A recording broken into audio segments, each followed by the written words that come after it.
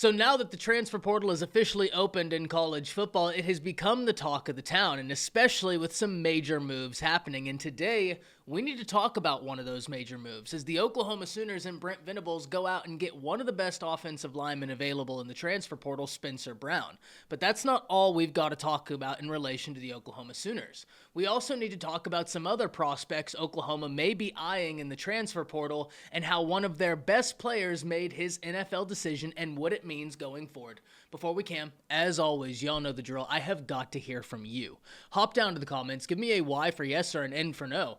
Were you surprised that Danny Stutsman decided to go to the league? And let me know what you're thinking. If you're new to the channel, be sure to subscribe. Hit that bell notification. We do constant college football content, and you do not want to miss any of it. If you enjoyed the content, be sure to like and comment down below, as those interactions, they may seem small, but they truly are massive to content creators such as myself. But having said all that, let's jump right into this. And first and foremost, who is Spencer Brown? Well, Spencer Brown is a highly seasoned offensive lineman who finds his way to Oklahoma from Michigan State, where this is a guy that has played not only a lot of football, but he's played at a lot of different positions on this offensive line. If we look, he has starting experience at both left tackle and right tackle.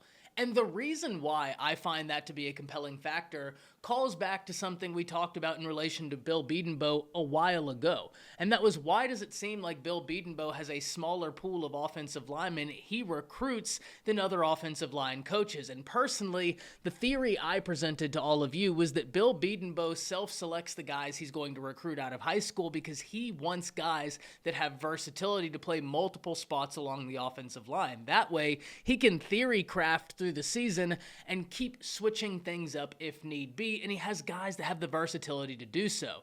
So going out in the transfer portal, finding an offensive lineman that ranks as a top 10 available offensive lineman in the transfer portal that also has the experience that Spencer Brown brings to the table, starting experience, and the versatility, that's something I do find to be compelling, because Oklahoma's in a situation where they could be looking at losing both of their starting tackles. Getting in Spencer Brown assures that, hey, we might be able to want you start at right tackle, but if we have a need arise, we know you have the versatility and experience to be moved all around this offensive line. It's something we've talked about before in the past with Bill Bedenbaugh. It's something that I do find to be an interesting little fact that he likes in his offensive linemen. And look, he's one of the best offensive line coaches in the nation, and when we look at the results, it is impossible to argue with his theory. So I'm really excited to see what this means for Oklahoma going forward. However, they are not done in the transfer portal. One thing we've come to realize with Brent Venables is he is an aggressive recruiter, both in high school and in transfer portal acquisitions, and that's the name of the game. You have got to be an aggressive recruiter if you're going to succeed at this college level, and it's good to see how seriously he takes it. We talk about this time and time again, and I am going to sound like a broken record, so I do apologize in advance. But so many times whenever we talk about Brent Venables in Oklahoma, I call back to the fact that every year he has been there, he's achieved not only a top 10 recruiting class, but also a top 10 class in transfer portal acquisitions, which is highly impressive. This year, I'm really excited to see what he's going to do in the transfer portal, because he's been able to build up for the past few years, and now he's in a little bit of a different situation where they've been able to acquire a bit of depth, though more is still needed. The last reason why Spencer Brown makes a ton of sense to me is because you're moving to the SEC, and you want someone with that experience for that move to the SEC. Even if it's just for 1 year, you need a bridge guy, someone that you know has played valuable college football, someone that you can put your hat on and say, we have full faith you going out there and handling business. But who else could Oklahoma be looking at in the transfer portal? Well, I think wide receiver is a position that could be interesting. I think wide receiver, there's a lot of talent, but OU has shown in the past that they're going to get active in the transfer portal at the wide receiver position, and they have been highly successful in doing so. Andrell Anthony comes to mind instantly as a guy who came to Oklahoma and really helped that offense get off the ground and become a dangerous offense. Excited to see what the future holds for him. But there's multiple areas where we're going to be watching closely for Oklahoma. Defensive line, maybe a wide receiver. Even though it's a loaded wide receiver room, we're hearing rumblings about Oklahoma and a connection to Utah wide receiver Mikey Matthews, something we're going to keep our eye on. The last thing we're going to talk about in today's video is Danny Stutsman making the decision to jump from college football to the NFL. And I know a lot of Oklahoma fans really wanted Stutz to be there for Sooners' first year in the SEC, and it makes complete sense why.